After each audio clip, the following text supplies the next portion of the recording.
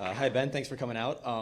I'm just kind of curious. I know you mentioned the ICE speaker who came in and got protested out, but Yes. what's your particular stance on the way we handle undocumented immigrants in this country? Because I'm aware that they aren't U.S. citizens, they don't have constitutional rights, but they are still people, and we should treat them with respect, and they have human dignity. So what are your thoughts on Okay, so let me start from this premise. My view on immigration is almost entirely libertarian if there were no welfare state.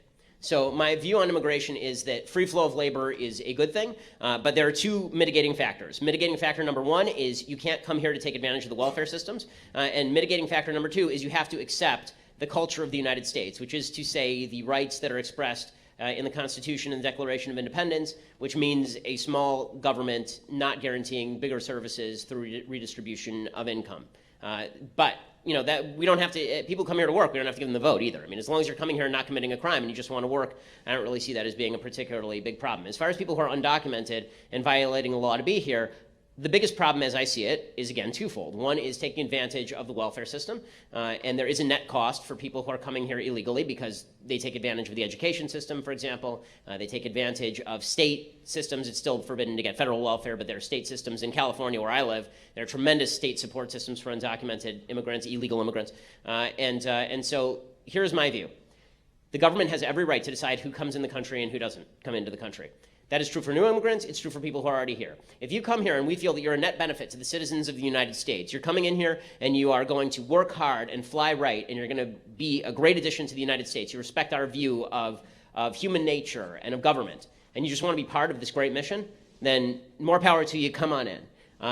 The same thing holds true for undocumented immigrants. Just because you've been here for 10 years, if you've been relying on welfare, then I think you ought to go. If you are not a net benefit to the United States, you ought to go. A citizenry gets to say who gets to join and who doesn't get to join. And you know, if that means that there's a father and a mother, and the father is a bad addition, but the mother is a good addition, then they're going to have to make a family decision as to where they live, just like we would have to in any other family situation.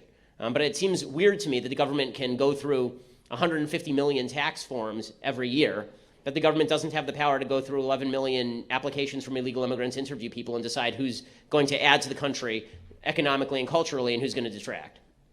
So in other words, do it on an individual level. The big problem is that you have people on both sides who don't want to do it on an individual level. They want to say, okay, all illegal, I don't use undocumented because that's a euphemism, all illegal immigrants out. Okay, I think that's silly. There are people who are illegal immigrants who have been here working hard and doing the right things, but there are lots of people who haven't.